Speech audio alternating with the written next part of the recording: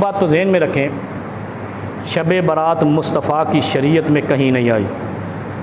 शब कदर आई है, लैलतुल क़द्र कुरान में उतरा है। दूसरा, क्योंकि तफसील का टाइम नहीं है, ये जो 15 शाबान का रोज़ा रखते हैं ये तो साबित ही नहीं, सिरे से ज़ईफ़ भी साबित नहीं है 15 शाबान का।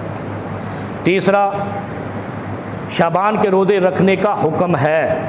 नबी अलैहिस्सलाम शाबान रमज़ान में रोज़े रखते थे, तो वो रखो ना, पहले 14 रख के आओ, 15 भी रखो, कौन रोकेगा। लेकिन 14 रखे नहीं है, 15वें पे आगे हो तो ये बिदअत है, ये नाजायज़ है।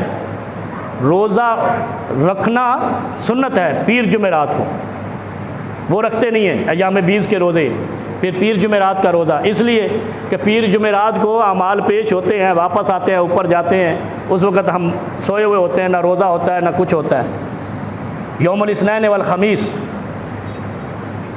चौथा सवाल कि वो कहते हैं जी कब्रिस्तान जाते हैं ना, अल्लाह रब्बुल आलमीन रूहें वापस करता है ना, तो वापस तो घर आ रही होती है, तुम कब्रिस्तान जा रहे होते, बजाय इसके कि चाय घर में पिलाओ।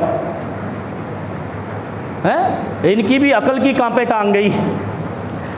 तो दिमाग का इलाज करना चाहिए, इनकी हलवे के चक्कर में अकल रफू चक्कर। भाई अगर रूहें वापस आती हैं तो वेलकम, कहाँ करना है, कब्र पे जाकर, घर में करो। रूह तो अल्लाह कहीं भी पहुँचा, यहाँ भी पहुँचा सकता है। नबी अलैहिस्सलाम ने क्या फरमाया, जब तुम जुमे वाले दिन दुरूद पढ़ते हो कसरत से पढ़ा करो, वो मुझ पर पेश किया जाता है, मेरी रूह को वापस किया जाता है, मैं तुम्हें जवाब देता हूँ। सुभान अल्लाह। तो इसका मतलब क्या है, रूह आती है वहाँ पे, फिर हम दुरूद पढ़ते हैं, यहाँ से अल्लाह के नबी सल्लल्लाहु अलैहि वसल्लम आपको जवाब देते हैं। पढ़ा करो दुरूद सल्लल्लाहु अलैहि वसल्लम, हर सल्लल्लाहु अलैहि वसल्लम पे नबी अलैहिस्सलातु वस्सलाम आपको जवाब देते हैं कि मैंने तुम्हारा सलाम कबूल किया है, और ये कब्रिस्तान चले जाते हैं। नंबर 5, और भी कोई सवाल है इनका? सही हदीस है, तुफ्तहु अबवाबुल जन्ना। हाँ, ये जन्नत के दरवाज़े खोले जाते हैं यौमुल इस्नैन वल ख़मीस, पीर और जुमेरात को। फिर 3 सवाल किए जाते हैं 7वें आसमान से, जवाब देने वालों को उनमें दाखिल कर दिया जाता है। पहला सवाल क्या है, मैं यदूनी फस्तजीब लो, आके दुआ करो। अल्लाह के दर पे आके जहाँ बैठे हो, मस्जिद आना लाजमी नहीं है, इसमें सफ़ लगाना ज़रूरी नहीं है, बेड पे बैठे भी दुआ कर सकते हैं आप। इसमें यह नहीं कहा कि पहले 2 नफल पढ़ो फिर दुआ करो। मैं यदूनी फस्तजीब, मैं आपको शरीयत आसान करके दे रहा हूँ।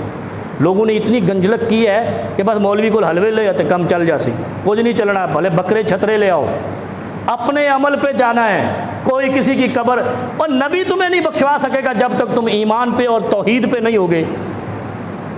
अगर ऐसे होता है तो सहाबियों ने ख़ानदानों के ठेके ना लिए होते अपने के, मेरा ख़ानदान जन्नती जाएगा। नबी का चच्चा जन्नत नहीं जा सकता, तो तू और मैं कैसे चले जाएंगे? अकल रफू चक्कर है। क्या फरमाया,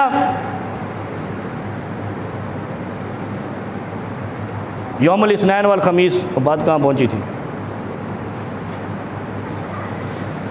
पीर और जुमेरात को जन्नत के दरवाजे खोले जाते हैं, लेकिन उसमें भी 2 आदमी दाखिल नहीं किए जाएंगे। वो 2 आदमी सुन जाओ ख़ास तौर पे, सवाल तो मेरे ख्याल उनके यही होते हैं और इनके जवाब हमने दे दिए हदीस की रूह से।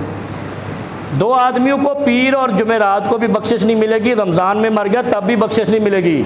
और हमारे एक मौलवी साहब ने कहा था, वो जो गाने गाने वाली थी, वो क्या मलका तरन्नुम, वो 27 रमज़ान को मरी है, जन्नत चली जाएगी। तेरी भी अकल चली गई। जन्नत में जाने के लिए 2 खसलतें ना होना लाजिम है। एक तो आम जानते हैं, आप सब जानते हैं, मुशरिक जन्नत में नहीं जाएगा, पता है ना, मुशरिक तो नहीं जाएगा, बात ख़त्म होगी, इसकी तफसील ख़त्म। एक वो भी नहीं जाएगा जो कीना परवर होगा। कीना परवर हम में से कौन नहीं है? दूसरों से बुग़्ज़ रखने वाला कौन नहीं है? दूसरों से नफ़रत करने, अपने से दूसरों को हसरत हकीर समझने वाला।